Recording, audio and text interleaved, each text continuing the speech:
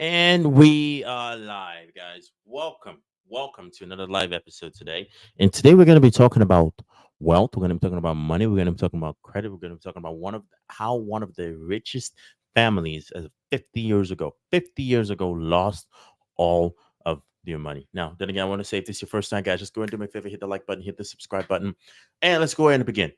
So, for you to understand why I chose this topic, I want to tell you a story. And this is a story of I don't know if anyone here eats Chinese food. If you eat Chinese food, there was a very nice and very fascinating Chinese restaurant that I used to eat at. Now this lady was a phenomenal lady. When I mean she was a phenomenal lady, I mean she was an amazing. I mean she was nice, she was genuine, she was sweet, she was awesome, right? And I remember I was eating there for about a year and change. And then one day I remember she was kind of complaining. She was like, we don't, I was like, hey, what's going on? And she's like, well, you know how it is, business. And she's kind of like, you could tell there's something troubling her. And I was like, why? Is inflation affecting you? She's like, well, I have a $4,000 mortgage for the place that I'm currently in right now, and for the Chinese restaurant that she had. And she was like, we're barely making rent, right? She pulled her son out of school to be able to also work in a place so she can be able to make enough money to be able to cover the rent. Now, fast forward, right? I told her, I said, hey, how about you just go ahead and raise your prices? She goes, no, I don't want to raise my prices. I don't want to raise my prices because if I raise my prices, I'm going to lose my customers. I was like, okay, that makes sense. That's fair. That's not justifiable. But I'm like, what would happen if you went out of business tomorrow?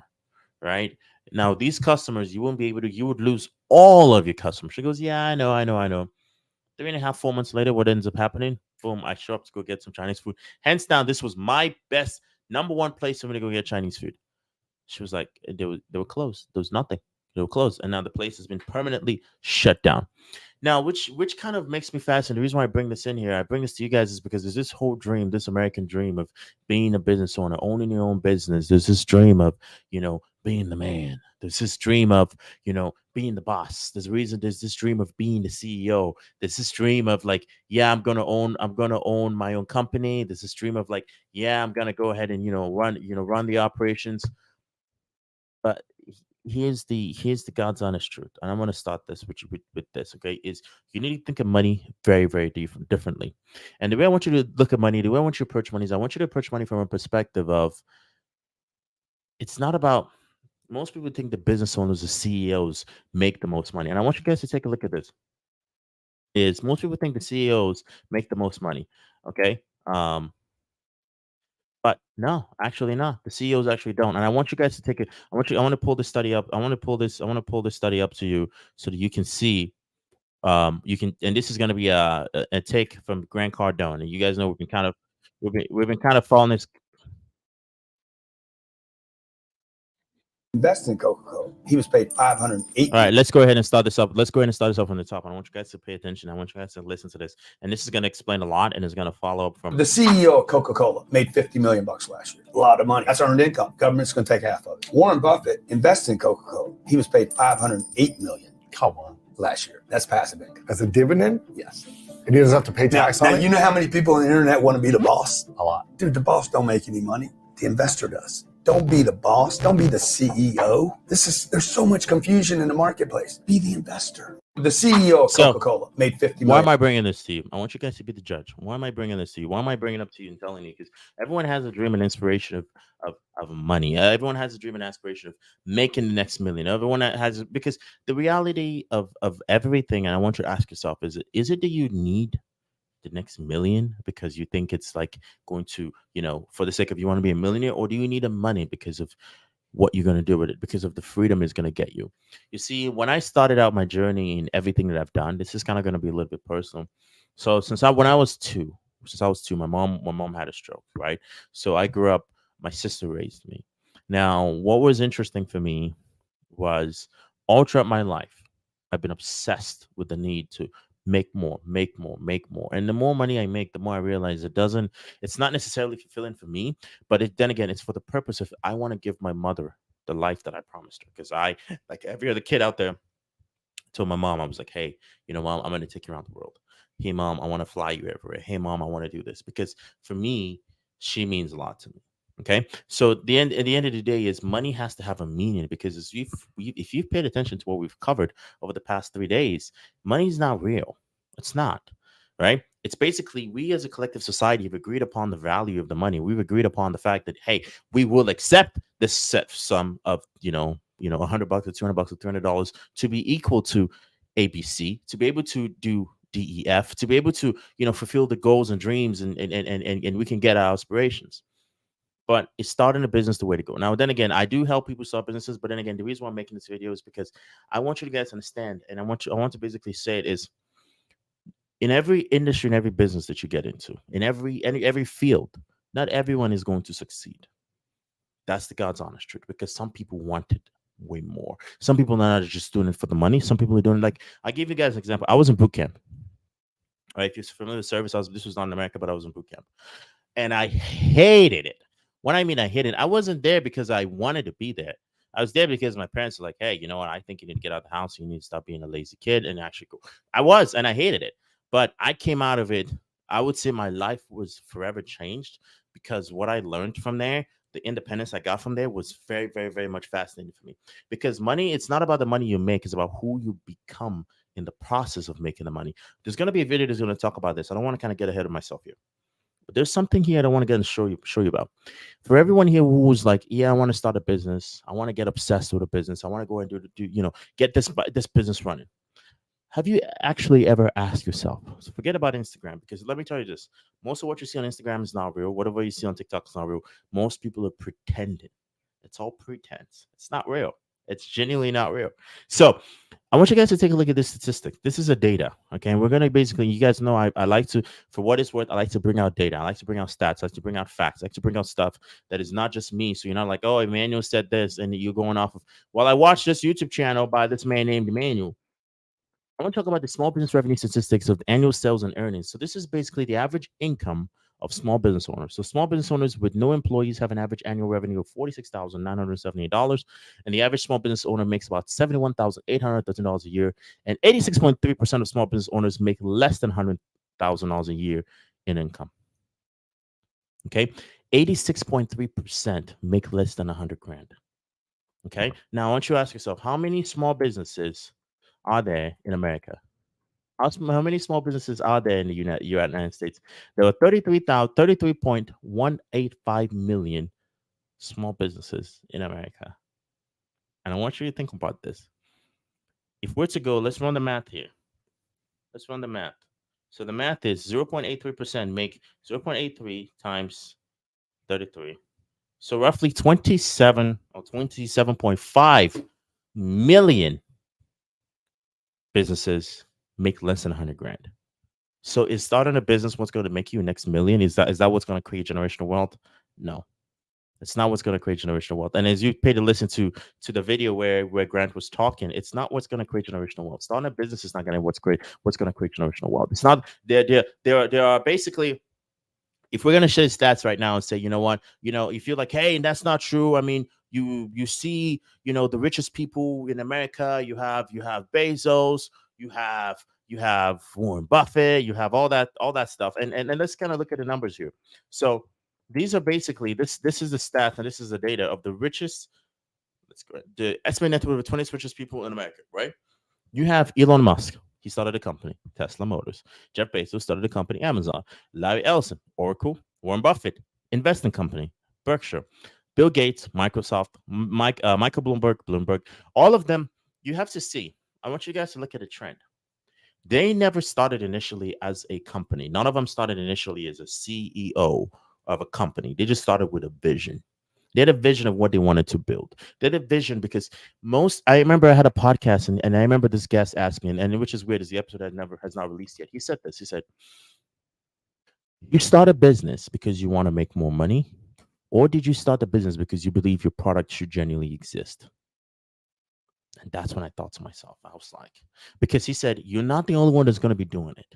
You're not the only one that's going to be in the field and industry that you're in. There's going to be other people out there that are going to be doing the exact same thing that you're doing.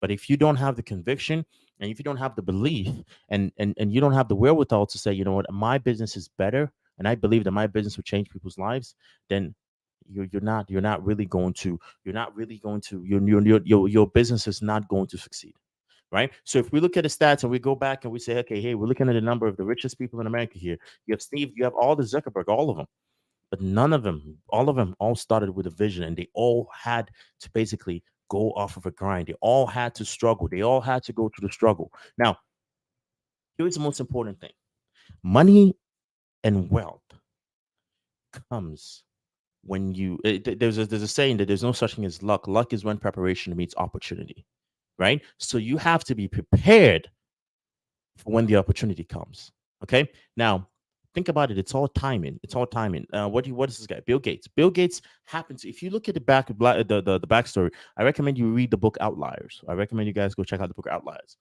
It basically talks about the backstory of how Bill Gates happened to be in a city and one of the localities in America that happened to have a computer at the time. So which means he had already been practicing on how to use a computer, how to program a computer. So when he actually, invented Microsoft, with I think it was three of them, him, Steve Ballmer, and another guy who I think went a different path. But then again, hopefully, I don't know what happened to him.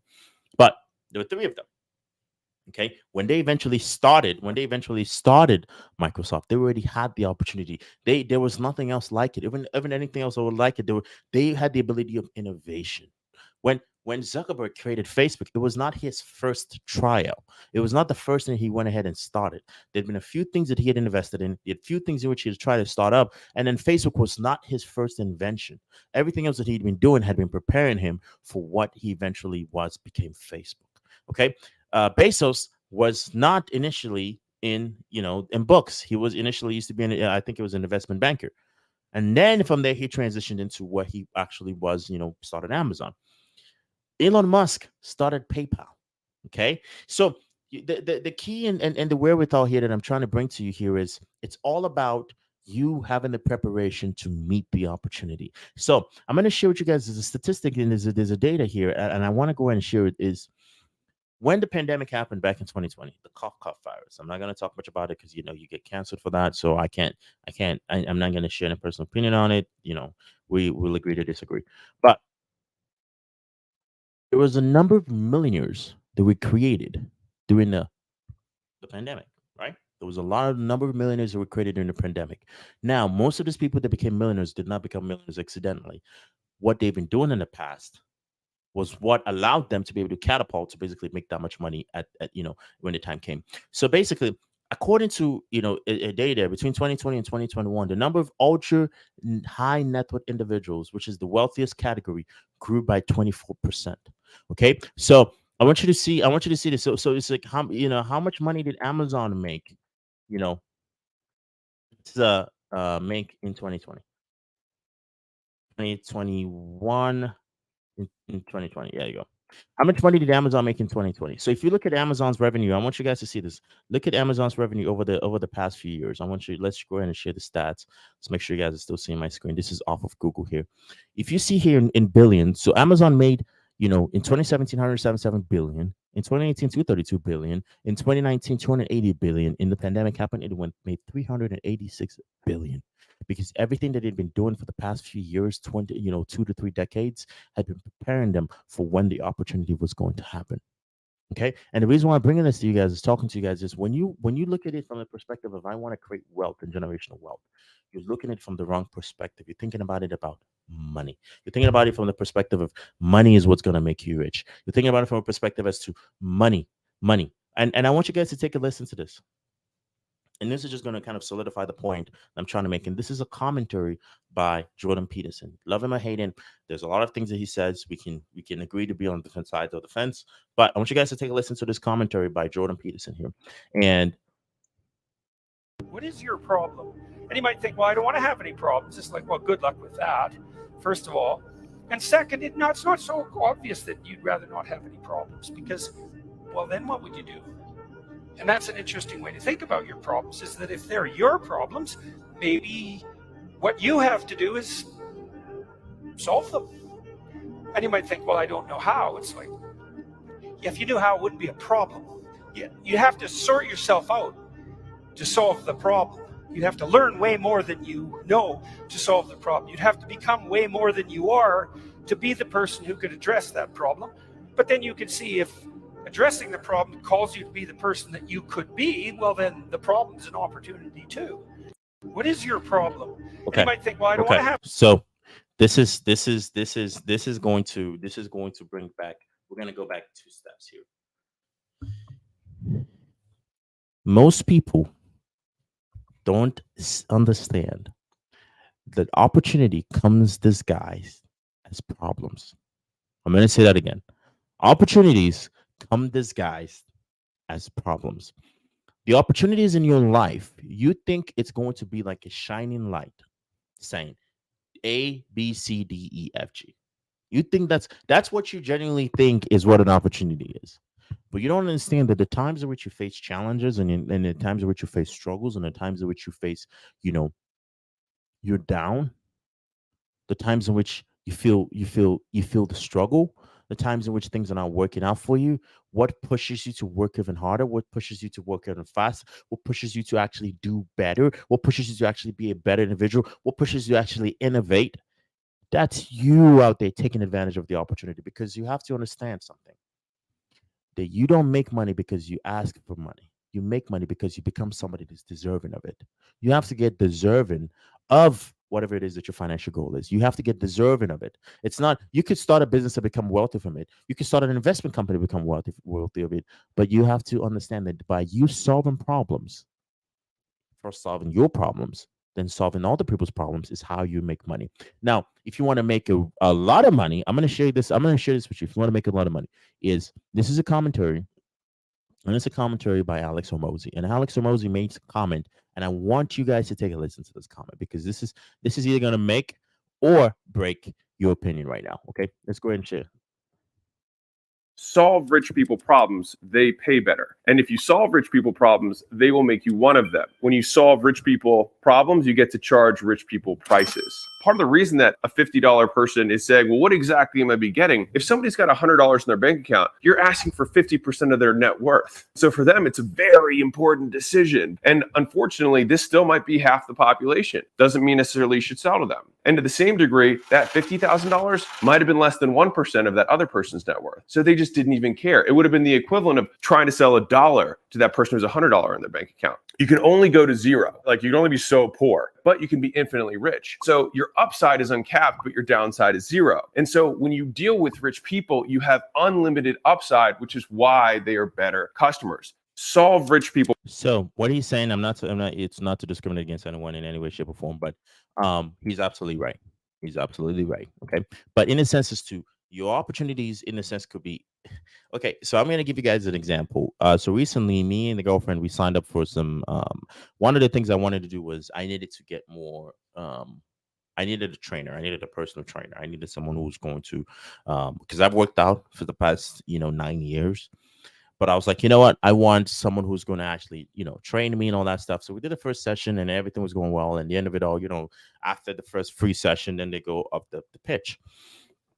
So I looked at it, right? When they tell the prices, I'm not going to say how much it was. So he tells the prices. I looked at it. I was like, wow, okay. Okay. And I'm the easiest person to sell to. I'm going to say that. Easiest person. I looked at it and I asked myself, the pain of keeping the problem is way greater than the amount of money I'm going to be spending for this session.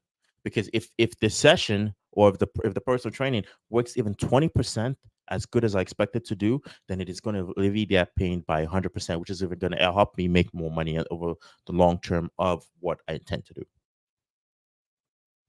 The reason why I'm saying this is I'm not considering myself a rich person in any way, shape, or form. But what I'm saying this is in whatever way, shape, or form is we've learned at this point in time that opportunities come disguised as problems. Okay. So in the sense as to him solving my problem, now he makes money.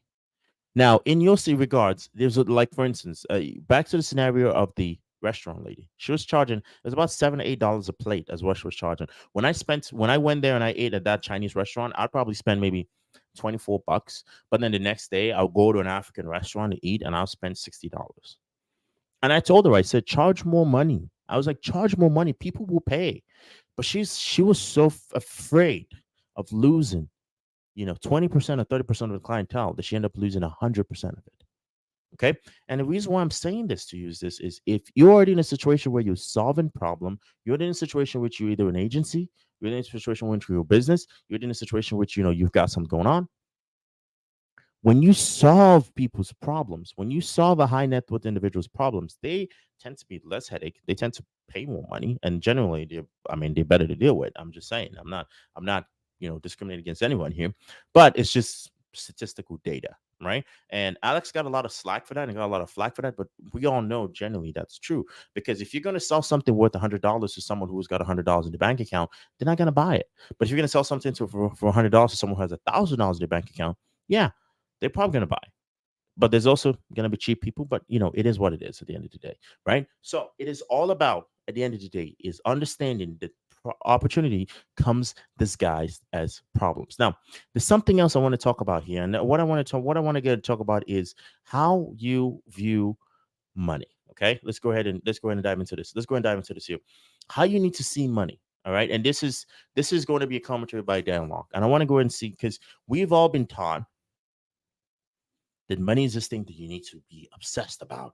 It's something that in which you have to be crazy about it. Something in which you have to be focused. They're like, I want to be a millionaire. Focus on the millions. Focus on it. Focus on it. Focus on it.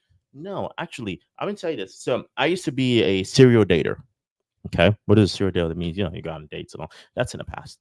But it was easier for me to date women when I wasn't trying, when I put in no effort, when I was just relaxed about it, right? It's almost like they had to put in the effort now because, like, why is this guy not acting like other guys? It's the equivalent of not being needy. I'm going to tell you something. I'm going to say this. Money hates needy people.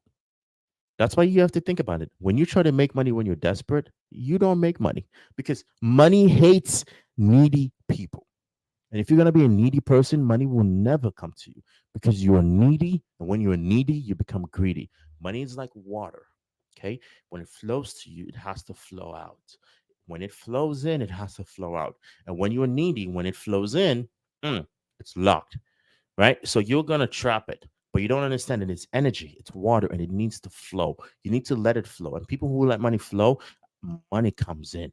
Yeah, you can keep a little bit savings. You can save some, but at the end of the day, let money flow. Right now, this is a commentary by Dan Locke, and I want you guys to go ahead and take a listen to this, and see if you agree or disagree with Money it. is a very interesting thing. When you desperately chase money, money doesn't come to you. Money goes to people who don't need it. Just ask your banker. They give you an umbrella when it's sunny. When I was getting started, I was banking with TD Bank.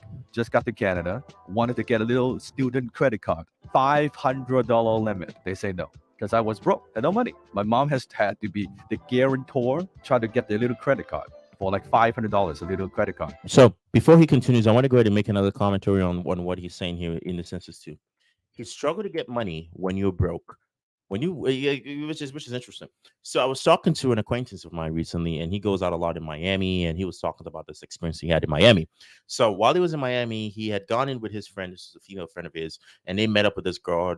I think she was in Israel. She was an Israeli model. I can't remember, but she was a model. So long story short, they started making out. Okay, so they started making out, and then two other girls from somewhere came, saw him, and then all of a sudden, the guy's status was elevated, and all of a sudden he was just like this super attractive guy, and he's like, dude, the girls didn't care that I was making out with this girl. It was just like so easy. I know it's going to sound bad, and I don't mean to. This is not in any way to like I said, because someone's going to watch this and take it the wrong way. But women attract women. Money attracts money.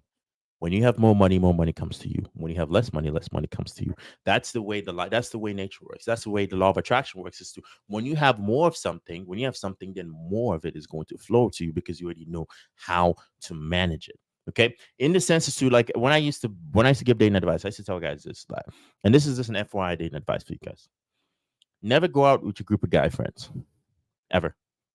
5 guys going out in a bar, in a club, unless you guys are just going out for the purpose of drinking, that's perfectly fine. But never do that because then again, you're just basically, you're scary. Okay? Go out with your female friends, cousins, everyone. Like, hey, because now just by you having someone of the opposite gender, you're going to attract the opposite gender. You need, the object of your attraction has to already be in your possession. Okay, that's the way money works. The objective of your attraction has to already be in your possession.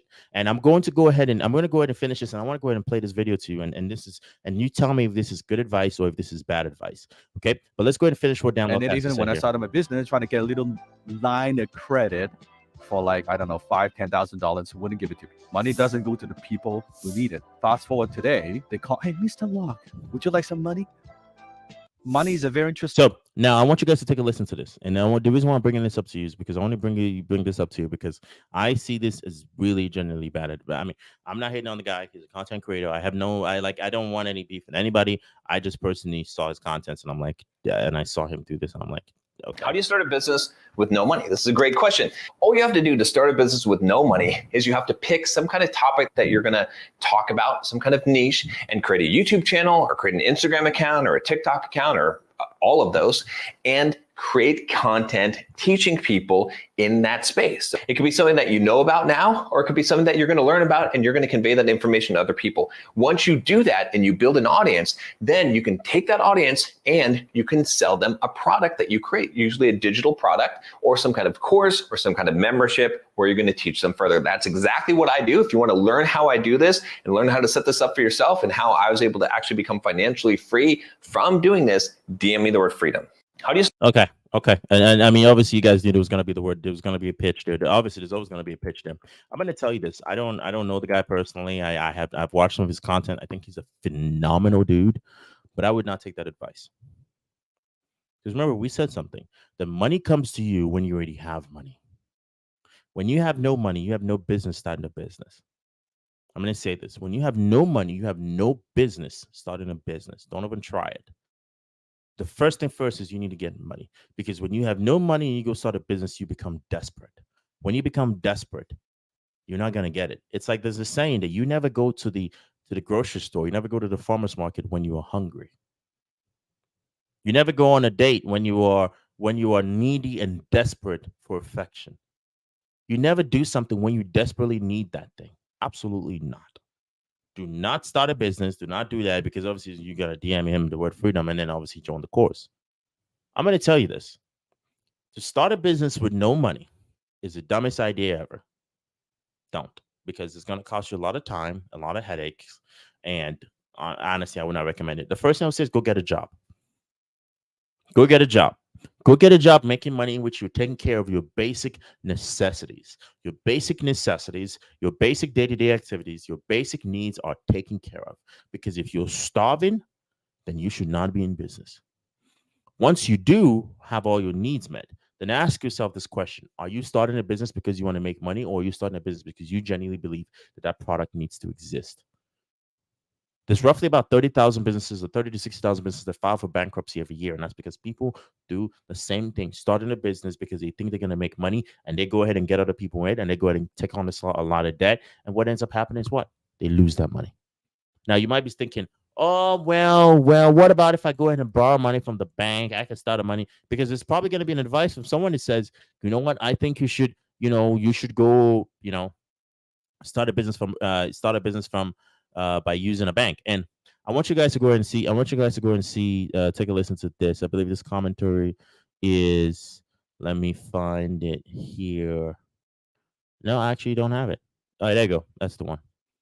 I want you guys to take a listen to this, and this is by yours truly, not mine, but by what's his name again? Mark Cuban. Mark Cuban makes a comment. Okay, and this is for people who want to start a business with a loan. If you're starting a business and you take out a loan, you're a moron. There's so many uncertainties involved with starting a business, yet the one certainty that you'll have to have is paying back your loan.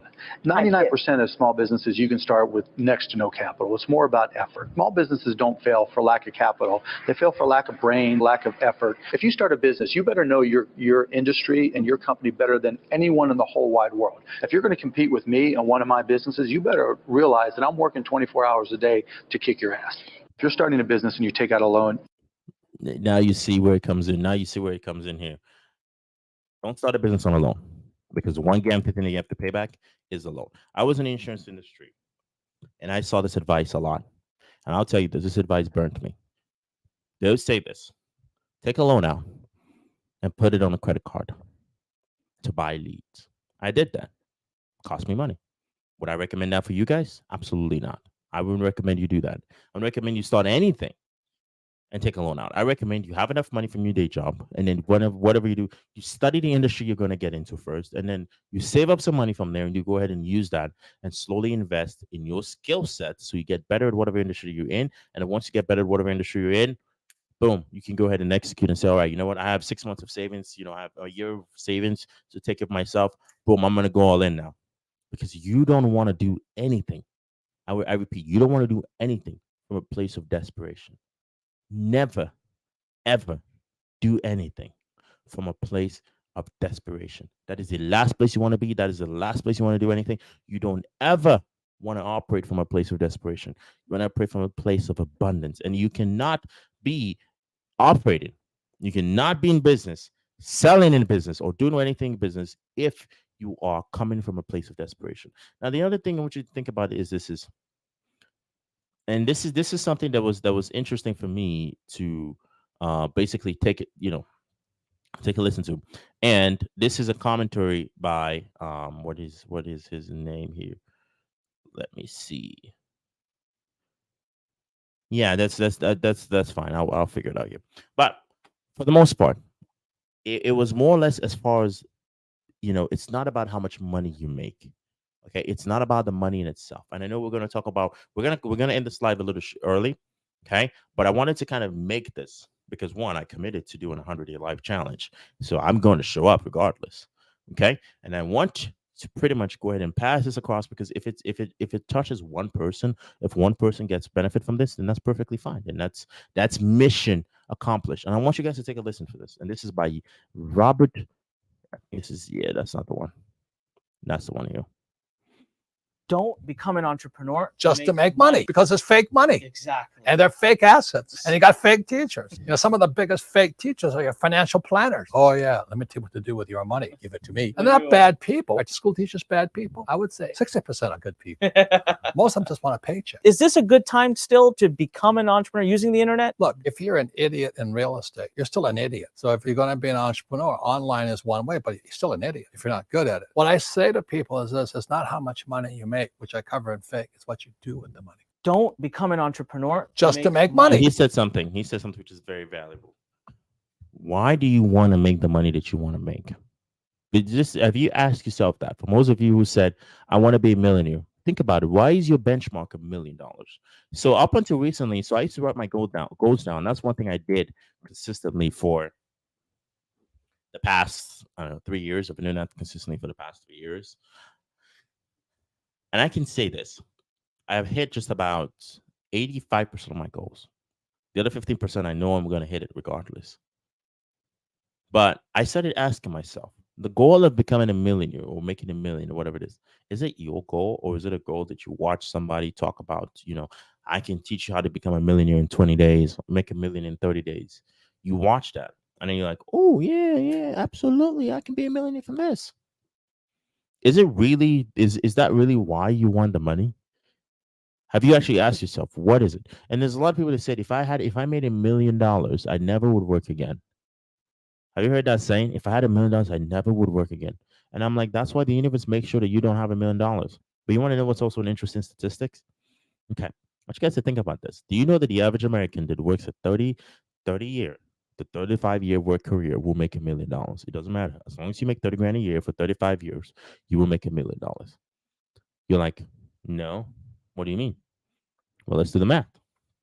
Let me go ahead and see if let me go ahead and pull up a calculator here, and I want you guys to take a listen to this. So we're gonna pull up a calculator, all right, and I'm gonna go ahead and share my screen. Okay, and we're gonna go off of $1 million. All right. So if you make $30,000 a year, 30,000. Let's reset this. Okay. 30,000. Okay. And you work 35 years. Okay. So which means 30,000, and you work 35 years. That is what? $1 million. As long as you have a 30-year career where you're making 35-year career, you're making 30 grand a year, you will make $1 million. Now, will you keep $1 million? That's a different thing. It's a different question. No, you won't. You won't keep $1 million. But would you make it? 100% you will. But would you keep it? Absolutely no. Now, Here's what's interesting with that. I want you to think about it. What is really, why do I want a million? And why is it that this goal of $1 million is in my mind? Why is it in my head? Because the whole concept of making $1 million and never work again, I personally think that on its own is why people don't make a million. That's on its own is why people don't have a million. That on its own is the majority of the reason why money is scarce. Because then again, it's like the whole concept of money. Remember, it's energy, it's flow. You have to keep working. You have to. It's not even about the money. It's about the reward, the person you become in the process of making the money. It's about the person you become. And I want you guys to kind of take a listen to this here. Take a listen. This is by Brian Tracy. Didn't have billionaires when I started off studies. Now there's 2,500. And 87% of them, according to Forbes, are self-made. These are people who started with nothing. Many of them were immigrants. They came to this country with nothing, and they started working, and they started doing certain things in a certain way, and they became, first of all, millionaires. Here's a one-liner for you. The first million is hard, but the second million is inevitable. It's not becoming a millionaire that's important. It's the person that you must become in order to become a millionaire. Yeah. So that's the line there. I want you guys to take and listen to. It's not about making a million. It's not about making a million. It's the person that you become. That's the beauty of it. Because $1 million can hit your bank today, but after a week or 2 weeks, you get bored of it. I mean, think about it. Let's say that car that you want. You just bought that brand new, spanking new, fancy car. After 6 months, what happens? That car gets old. Now, guess what? You're like, it's the same car again. You buy a Lamborghini. You're so stoked. You drive around the attention. After a year, you get bored of it. You start that new relationship with the girl of your dreams. And then after a year, you guys are what? You're bored. Now you got to constantly keep working and actively investing to make sure that relationship gets even better. Why am I bringing this up? I'm bringing this up for you to understand something. That the money does not make you happy. The process of getting the money will make you happier, not the money in itself. So the concept of creating generational wealth or creating wealth on its own, I want you to think about it. If it's just about the money, you will lose it. But if you make it more than the money, you will keep it. And I want you guys to take a listen to this. This is I believe this is the Vanderbilts. Let me see if I can find this. This is the Vanderbilts. I had it pulled up earlier, but this is looks like there we go. That's the one I was looking for. All right, let's go ahead and take. I want you guys to look at this. Most of you may or may not know the Vanderbilts, but they were basically Cornelius Vanderbilt was one of the greatest industrialists, of the 19th century, and he made an enormous fortune, as you guys can read. But 50 years later, less than one generation, the money was gone. Okay, now they say that they made some key investing mistakes that led to their ruin. You want to know what the key investing mistakes made? Now let's look at the purchases. Look at the purchases that the Vanderbilts made. Okay, that the Vanderbilts. Okay, let's look at it. So the purchases that the Vanderbilts had was they had luxurious hotels. Okay, they had all sorts of. I want to see if it's. Let me see if I could get this tab pulled up right here. Okay, here we are. Okay, so they had they had the townhouse. They had not even there was the. This is I believe this is the Petit Chateau, and they had the hotels. But most of the purchases that they made, this is not the key thing that actually contributed to the downfall. The main thing that actually contributed to them losing most of the wealth was because they never the mindset and the concept of money was never passed on. It was never passed on. But the concept of how money works was never passed on. That's why they say this saying that you can give a man a fish, you fed him for a day. You teach a man how to fish, you fed him for a lifetime. Okay. And now a lot of concepts with money is understanding the concept of focus. Okay. A lot of things with money is understanding the concept of focus. It's understanding that, it's not saying yes that matters. It's actually saying no. And I want you guys to take a listen to this. This is by Steve Jobs. Okay. When you think about focusing, right? You think, well, focusing is saying yes, no. Focusing is about saying no. Focusing is about saying no. And you've got to say no, no, no. And when you say no, you piss off people. And they go talk to the San Jose Mercury and they write a shitty article about you. You know? And it's really a pisser. Because you want to be nice. You don't want to tell the San Jose Mercury, the person that's telling you this, just was asked to leave or this or that or this or that. So you take the lumps. And Apple's been taking their share of lumps for the last 6 months in a very unfair way. And it's been taking them, I think that's most of what the major key points that I wanted to cover. It's actually saying no. You see, the key to being in a successful committed relationship is saying no. The key to keeping that business going on and thriving is saying no. The key to making a lot of money in whatever industry you're in is saying no. Saying no to shiny objects. It's saying no to what the woman in the red dress. Okay, so the woman in the red dress. The woman in the red dress is something in which Alex Hormozi has spoken about, right? So who's the woman in the red dress? Okay, the woman in the red dress is. Let me see if I can pull this up here. The woman in the red dress is. That's it right there. Okay. All right.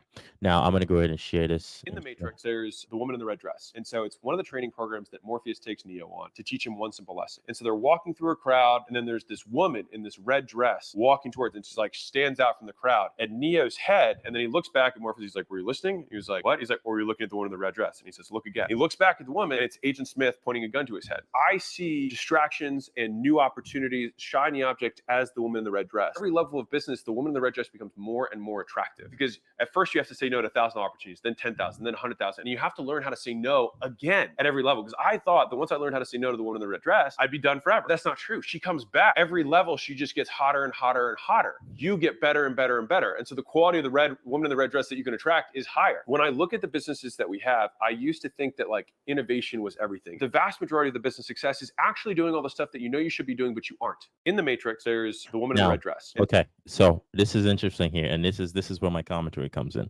The woman in the red dress. What is the woman in the red dress in your life? Okay. Is a woman in the red dress some MLM coming into you and telling you that you need to focus on and come in and sell some of their products if you want to go ahead and see success? Is the woman in the red dress, actually a physical, actual woman in a red dress coming to ruin your relationship or your marriage? Is a woman in the red dress, some business opportunity that just magically popped out of nowhere that that you should be focused on doing ABC, but now you're going ahead and focus on something else? What is the woman in the red dress in your life? Because focus is not saying yes to everything. Focus is saying no to a lot of things, and a lot of things, because then again, everything at some point is going to get sexier. It's going to get more appealing. You're going to want it even more, but you have to get better and you have to get stronger and you have to get good at saying no. You have to get good at saying no. Okay. Now, that's pretty much the main thing that I wanted to cover today. I wanted to cover initially, I wanted to talk to you guys about credit. I want to talk about, how to manage credit cards and credit and stuff, and, how to get good credit and all that stuff. And I think I'm actually just going to go ahead and do that as a side note if that's something that you guys listen to, are interested in. But the main thing here is I want you guys to take a listen to this. And this is a comment by Elon Musk, the #1 world's most richest man. Now, this is a commentary by Elon Musk, and I want you guys to take a listen to this. Now, when he's basically asked the question here, let's go ahead. I want my screen to pretty much load. So, I mean, the annoyance, though, of like people holding it against you that you've had success, holding it against you that you have wealth, viewing billionaires as evil and, you're not doing enough to give back. You have like the Elizabeth Warren thing that you haven't paid your fair share. I mean, that's got to be kind of aggravating. Yeah, I think it's just important to understand like what is this wealth? It's not like I've got like some massive cash balance. My cash balances are very, very low. And at least until I sold stock, which is really the first time I've actually sold stock in any meaningful way, was this quarter. I simply had loans against my stock. So if Tesla and SpaceX went bankrupt, I would go bankrupt too. Okay, so the main thing there is the main key thing here is what he's basically talking about is he's basically talking about the fact that he doesn't keep any cash and most of his he's not liquid. Most rich people are not liquid, and that kind of brings me segues into the point as to why are they not liquid? Why don't they have like cash in hand? Why not? Why not? And this is where I want you guys to take a listen to this. Okay, now own a debit card. So this, if you guys remember the guy, the movie Catch Me If You Can, the movie Catch Me If You Can with Leonardo DiCaprio, this is the guy. All right. I've never owned one. I've never allowed my 3 sons to possess one. Certainly and truly the worst financial tool ever given to the American consumer.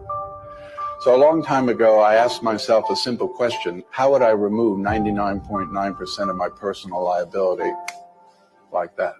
So I use the safest form of payment that exists on the face of the earth, and that is a credit card. Credit card. Not debit credit, but credit card. Every day of my life, I spend their money.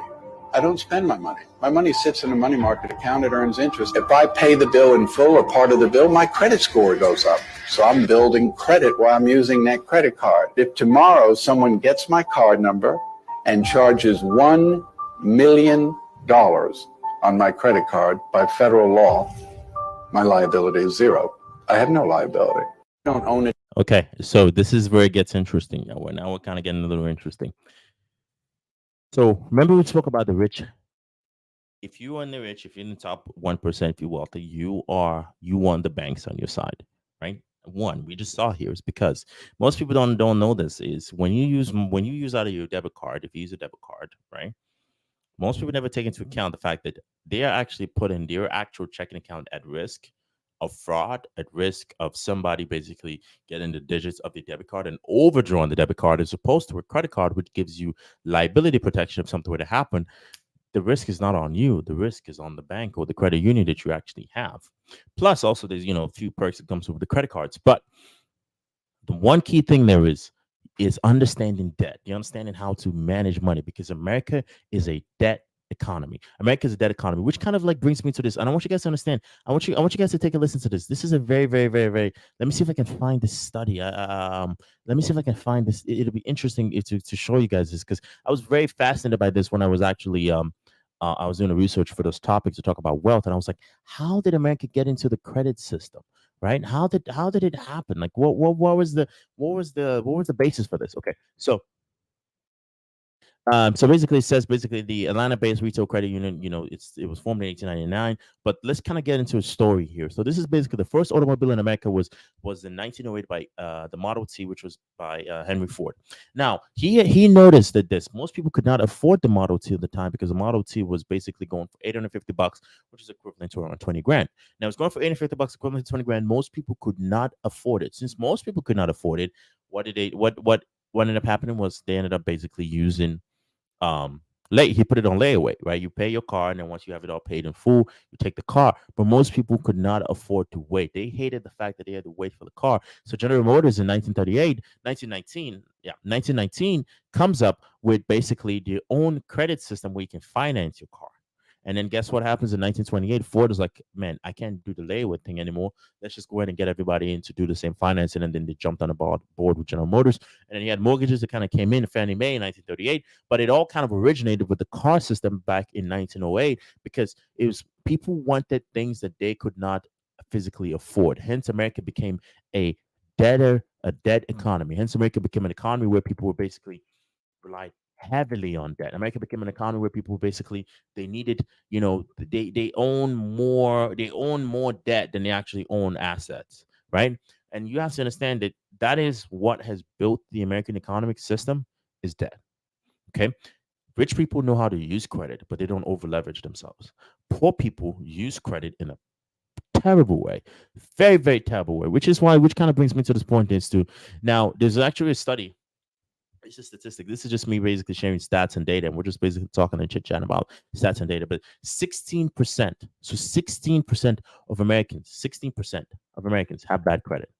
60% of Americans have bad credit, right? So we have 60% very poor, fair, all that stuff. Now, the reason why most people have bad credit, which is credit score around 450, good credit is around 760, which, by the way, I'm going to say this, guys, you don't need great credit to have good stuff. You don't need your credit score to be, in the 800s and all of that good stuff. You actually don't need, you don't actually need to be in those ranges. Let me see here if I can find this data. No, I actually didn't pull this up. You think, of course I didn't. All right, you don't actually. You just need a credit score around 750, 760, and you'll be able to afford. You'll be able to get approved for most things. Now, there are various credit advice out there that I recommend that you guys check. But the main thing I wanted to do is I wanted to basically point it out that you need to work on the things. You need to take a step. Now, understand. You're starting a business. The first thing is going to make me money. No. Okay, because we realize that 86.7% of business owners don't make anything over 100 grand. So starting a business is not.